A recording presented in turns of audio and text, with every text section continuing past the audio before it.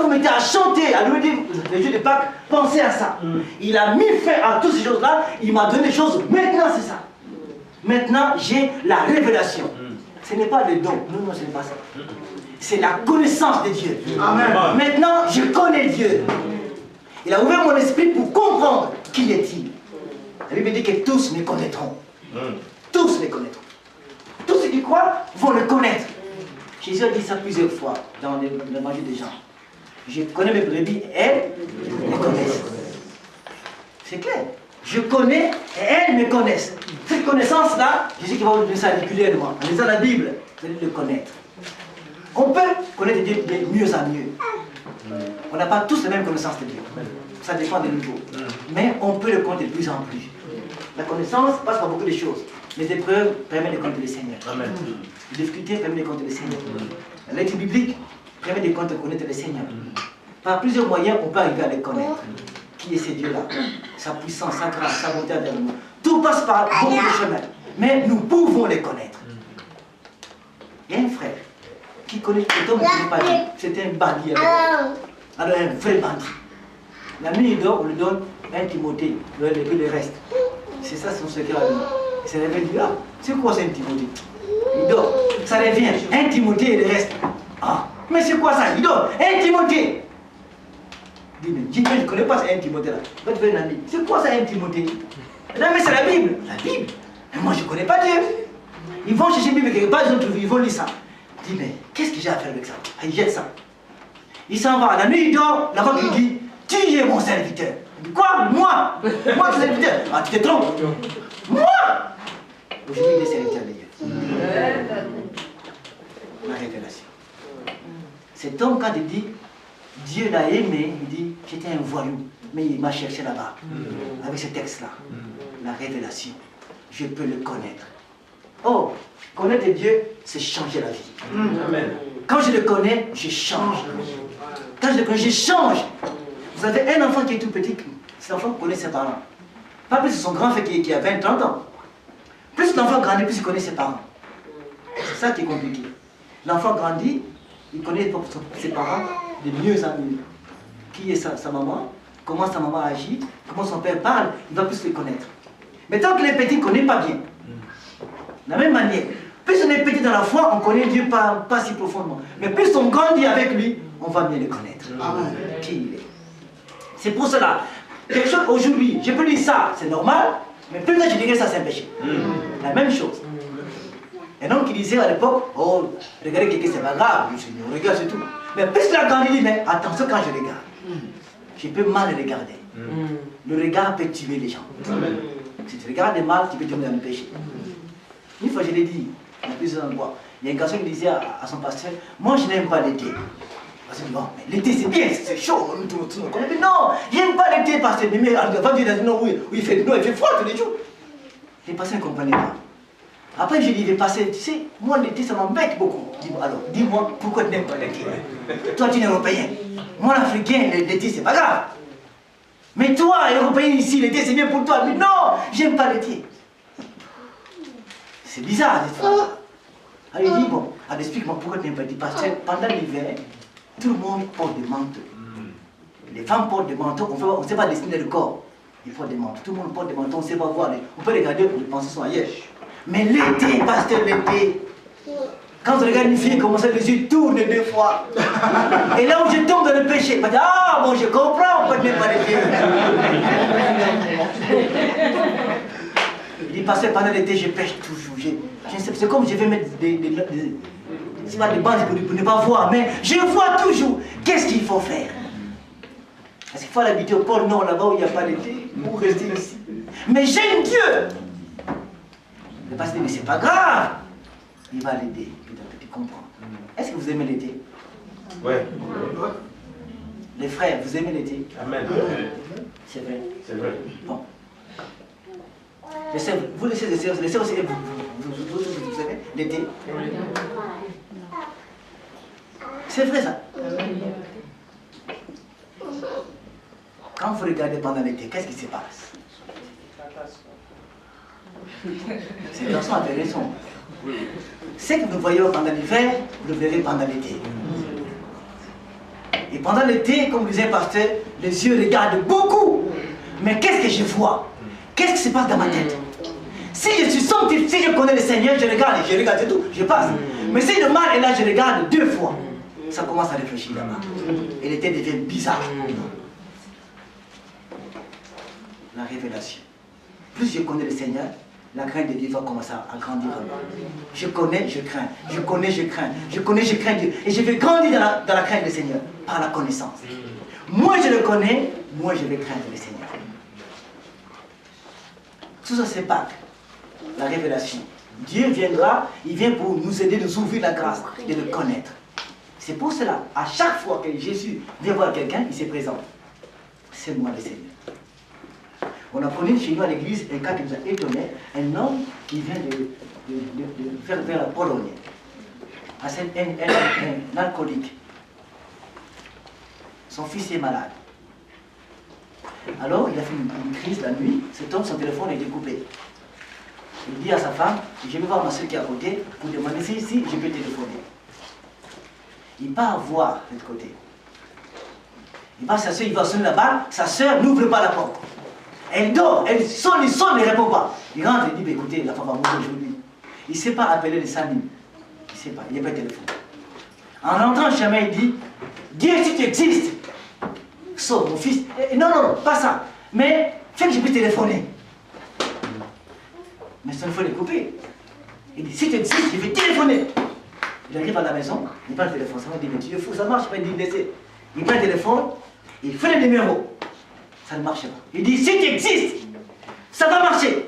Il fait le numéro et ça marche. Il appelle les amis qui arrivent. On prend l'enfant, on l'amène à l'hôpital. Ça me dit, mais comment tu as fait? Il dit, je ne sais pas. Il est là-bas, c'est lui qui a fait ça. Et ils ont pris l'enfant, ils sont à l'hôpital. Quand la femme est partie avec l'enfant, peut-être lui, il est ça à la maison. Il dit, mais comment ça marche? Il va l'essayer, ça ne marche plus. Il a compris que Dieu a écouté. Il commence à trembler. Il dit, comment il a fait ça? Quand son fils est revenu à la maison, il dit à sa femme, demain on va aller voir, on va aller à France Télécom. Il arrive là-bas, il dit, monsieur, mon téléphone a marché hier. Je lui ai dit, attends, on va voir ton numéro. Il dit, mais non, c'est tout coupé depuis longtemps, tu ne payes pas la facture. Il dit, mais hier ça a marché. J'ai appelé avec ça les amis. Il dit, mais non, ça ne marche pas. Il dit, moi je vous dis, hier ça a marché. Je dis, monsieur, si tu es fou, non, je suis normal, mais hier ça a marché chez moi. Et en rentrant chez lui, il dit simplement, je sais que tu es Dieu. Je te donne ma vie. Mais une seule chose, fait que je parle aux autres. Cet homme, il est tout simple, comme nous. Mais il a un don bizarre. Quand il se met à parler, les gens, la foule arrive. C'est comme on appelle les Jean-Baptiste. Il a une grâce extraordinaire. Il n'a qu'un seul message. Dieu que je parle ici, il ouvre le téléphone sans payer. Il est tellement grand. Et il fait des miracles. Et maintenant, il connaît le Seigneur. Dieu se révèle à lui. Vous connaîtrez. Je connais et vous connaîtrez le berger. Connais le berger. Chers frères et sœurs, s'asseoir, lire la Bible, c'est très important. Amen. Qui a déjà lu parmi vous tout le Nouveau Testament? Très bien. Et les autres? Ah, là, c'est compliqué. Qui a déjà lu au moins un évangile en entier? Donc, on les prend. Chers frères, vous lisez des livres, vous écoutez, vous regardez la télévision, c'est bien, mais lisez ces livres-là. Prenez du temps, soyez disciplinés. Lisez la Bible pour le connaître. Plus vous allez le connaître, vous serez affermis. Cherchez à le connaître. Et quand vous commencez la Bible, il va ouvrir vos yeux. Et vous comprendrez. Lisez la Bible. Moi, je vois, c'est honteux un chrétien qui a fait 10 ans de la foi chrétienne, il n'a jamais lu toute la Bible. Jamais. Il lit des petits bouts là-bas. J'ai vu un homme avec sa Bible. Sa Bible est tellement propre. C'est très propre sa Bible. Oh frère, toi tu es propre. Sa Bible est très propre. Je dis, oh dans la frère. Elle se lit ça avec des gants ou comment? Non, j'ai dit, mais si tu lis ta Bible, elle ne sera pas propre. Donc tu ne lis pas. Il dit, ah, passer c'est compliqué. Montrez-moi vos Bibles. Elles sont propres ou sont simples? Elles sont propres. Ah là là. Merci. On a changé de Bible. On en a beaucoup. Ah oui, ah oui. On en a beaucoup. Moi aussi, oui. On a changé. On fait changer. C'est un trésor. Amen. Vous avez avec vous un trésor. Vous lisez, vous le connaîtrez. Il a dit ceci, vous me chercherez et vous me trouverez. Vous me chercherez et vous me trouverez. Et puis il dit, je me laisserai trouver par vous. Il va se laisser trouver par vous. Si vous lisez, il va se révéler. C'est ce qui est merveilleux. Il va dire, me voici. Me voici. Un Dieu qui ne se cache pas. Un Dieu qui se révèle à l'homme qui le cherche. Alors cherchez-le. Vous le trouverez. Il ne se cache pas. Lisez la Bible, il va se révéler. C'est moi. C'est moi que vous cherchez. C'est ça qu'on appelle la révélation. Alors, à partir d'aujourd'hui, en rentrant à la maison, commencez à lire le Nouveau Testament. Commencez à lire, à lire, à lire. Et vous aurez la joie. Vous savez, quand vous allez au McDo, vous mangez le McDo, vous avez la joie de manger, vous êtes tout content. Ça, c'est plus que McDo, vous savez. Ça, c'est plus que tout ça. Mais nous aimons tellement manger pour notre estomac qui ne sert à rien du tout parfois. Mais notre âme est plus que tout. Nourrissez votre âme de la parole de Dieu. Amen. Et c'est ça la révélation. Il veut se révéler à vous. Plus vous le connaissez, vous serez fort. Satan aura perdu vous. Deuxième chose, maintenant j'appartiens à Dieu. Appartenir à Dieu. J'appartiens au Seigneur. Quand vous dites à sa femme, Osa Yangayi. Je dis, mais c'est grave. Et sa femme dit, Osa Yangayi. Et frère, ok, vous c'est la ligne. Non. Il dit, mais chaque difficulté, Osa Yangayi. Non. Il dit, frère, non, Asa Yoke. Il faut voir ce langage-là. Il y a eu un ningini dans le Il ne t'appartient pas comme l'esclave. C'est l'alliance entre hommes et femmes. Amen. Un jour, ça prend la fin. Quand est-ce qu'il prend la fin, l'alliance entre l'homme et la femme? La mort. C'est la mort. C'est fini. Là-bas, aussi, là-bas, on dit, yo, c'est que moi, c'est un gars, tout le monde là. Non. Non, c'est fini.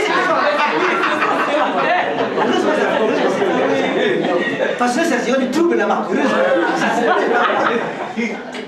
C'est ici l'alliance terrestre. C'est ici. Quand c'est fini, c'est fini. On ne s'appartient pas, mais on est unis par l'alliance. Et c'est tout. Nous appartenons à Jésus. J'appartiens à Jésus. Si quelqu'un me dit, moi j'appartiens à Jésus. C'est tout, il faut le confesser. J'appartiens à Jésus. Amen. La nuit comme le jour. Vous sentez que le malade vous attaque, dit ça, mais moi j'appartiens à Jésus. C'est tout. Même si le malade vient dire que lui il appartient à Jésus. Parce qu'il sait à qui j'appartiens. Autrefois j'étais au malade, maintenant j'appartiens au Seigneur. Amen. Vous faites la croix, c'est moi j'appartiens à Jésus. C'est ça la croix. Maintenant j'appartiens à lui. Je suis à lui. Parce qu'il dit, il me tient dans ses mains. Il dit, il me connaît. Un enfant dit à ses parents, papa, quelqu'un me connaît. Un homme qui est très riche. Son père dit, c'est qui c'est? Toi, tu es ici dans la maison pauvre. Non, quelqu'un l'homme le plus riche du monde. C'est mon ami. Il dit, mais hein, c'est qui? Il habite, oui, c'est un peu comme nous. Il dit, oui. Il est tellement riche, mais c'est qui? Les garçons disent à son père, c'est cet homme, il habite très loin. Mais il est tellement riche, c'est mon ami. Mais où est-ce qu'il habite? Mais c'est très loin. Mais, et puis, cet homme habite aussi à moi. Il dit, ce père dit, mais tu deviens fou. Mais c'est qui? Il dit, mais c'est Jésus. J'appartiens à cet homme. Je suis à lui, ces garçons. Il ne passe pas, il dit, écoute, tu es devenu fou. Il faut voir un médecin. Il dit, non, c'est pas fou. Je suis normal. Mais j'appartiens à l'homme qui est le plus riche du monde. Acclamons le Seigneur.